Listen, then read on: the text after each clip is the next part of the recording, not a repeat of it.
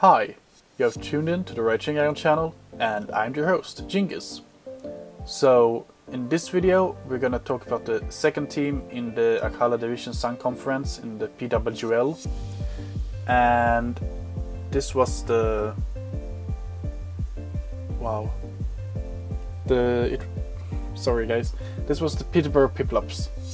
That's why I couldn't remember the name. This is the Peterborough Piplups. That's the only team name that I've forgotten like every single week when I've talked about teams. Peterborough Piplups team is...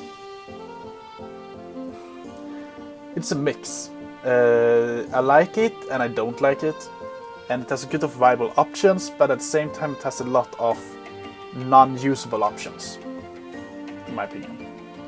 And it has some weaknesses that it has to patch up, and some weaknesses that it doesn't need to patch up. I mean, it's like, yeah, you'll see what I mean. Tapu Koko is the first pick, and I really like this pick. I'm glad that it's a Sea Crystal user, because that it loses so much possibility when it's Sea Crystal user. You don't have to bring Sea Crystal, of course, but just say that Tapu Koko is my Sea Crystal user, then you lose a lot of variability with Tapu Koko, because then everyone knows what you will bring most of the time, because then you will bring Sea Crystal most of the time. And when you don't have that, you can do so much with this thing. I've seen sub Tapu Koko destroy the opposing team. I've seen Specs Tapu Koko destroys team, Banded destroying teams. I mean, you can do so much with Tapu Koko. Life Orb is maybe the most common thing, because you don't want to lock yourself in. But this is a really good Pokemon in my opinion. Great stats, pretty good move pool as well. I really like that. Next up we have Mega Charizard X. And Mega Charizard X doesn't have a single switch-in in the whole league, maybe for... Well, it does have 2 switch-ins in my opinion.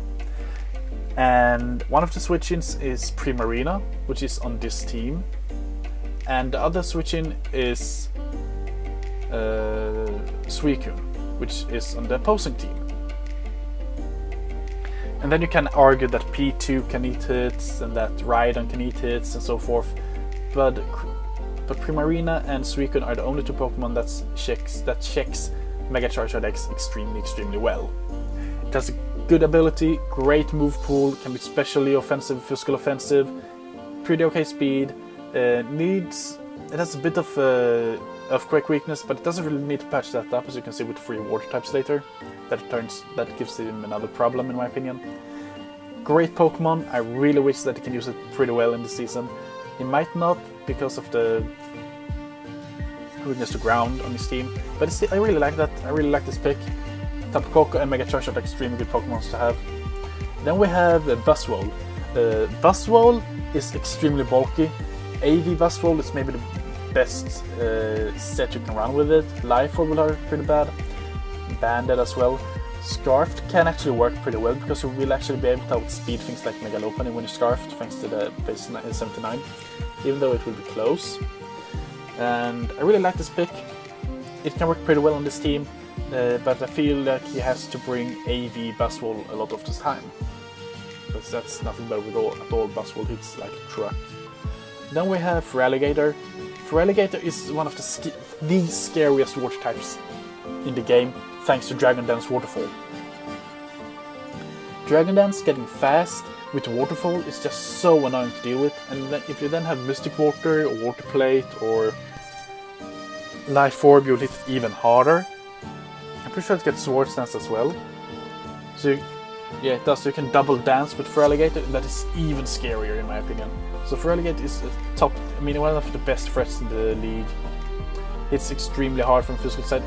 Pure water type, which is always good to have, and it's bulky as well.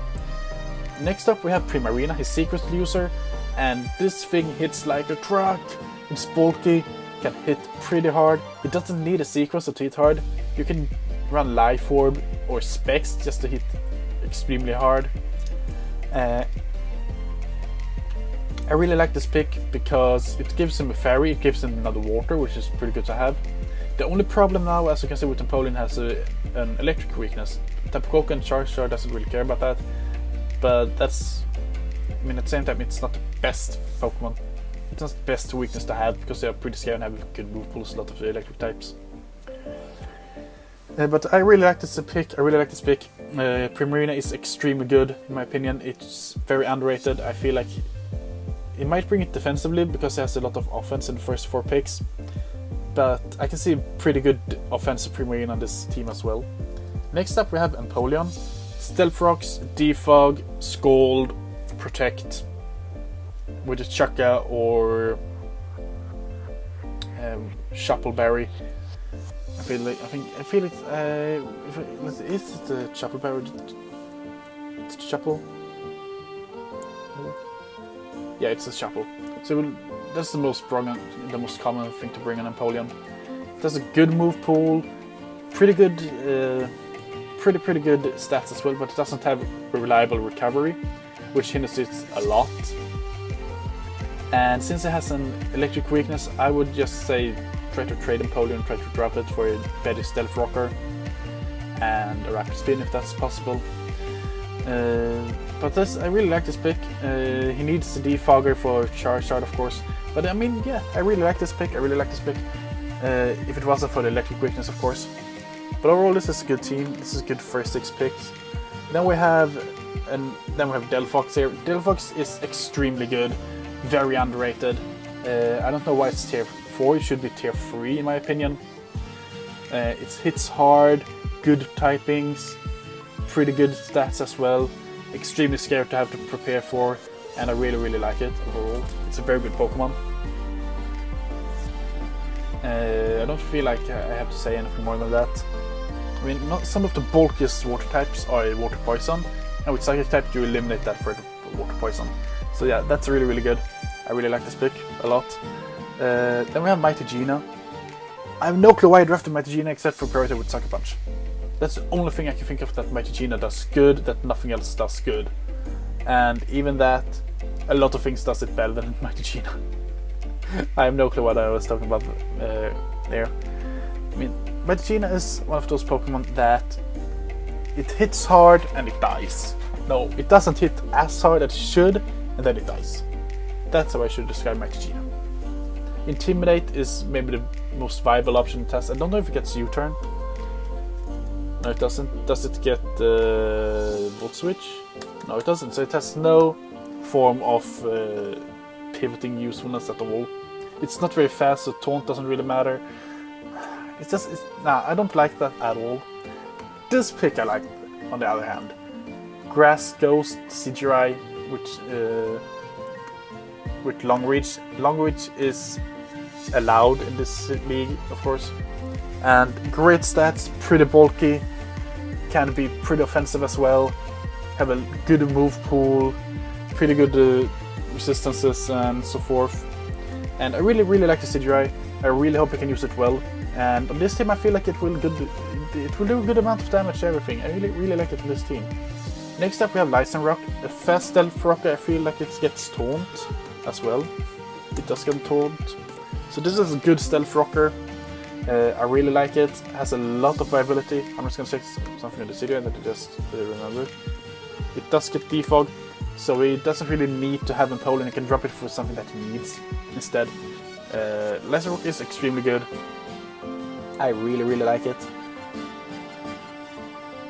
But its stats, I mean, it's not the bulkiest Pokemon out there. It's pretty fast and it hits hard, and it has good priority moves. Accelerock is maybe the best priority move in the game in my opinion, because with that you can actually take care of a lot of fire types, a lot of ice types as well, and that's really good. I really like that pick. I don't really know what set it really would bring with this though, but I feel like it's a good Pokemon. And then we have the better Mighty Gina in my opinion, Alolan Persian. And I feel like it's better just because of Fur Coat. It's much more defensive. It doesn't hit as hard, but it's still a pretty good Pokemon. Technician gives it an upper hand on Mighty Gina all day long as well. So I feel like Mighty Gina is a Pokemon that you should drop just because I have Alolan Persian. That's better overall in my opinion if you want to have a pure Dark type. So yeah, that's that. And then we have the Pidgeot. And Pidgeot, it gets defog. I'm pretty sure it gets defog. I'm just gonna check that because it has 3 defoggers now, and it doesn't really need 3, especially when I have a huge electric weakness, even with this thing. So I would feel like it's still a pretty good Pokemon to bring. It doesn't have the best offensive stats, but I like it. It can work well on this team. Might not though, but we will see. So when I look at this team down here, I feel like there are 2 Pokemons that he needs to drop and pick up better Pokemons for. Not better, but I mean, yeah. For tier 5 you can find a lot better things than a Mygina. And in tier 3, no, it's tier 4 as well.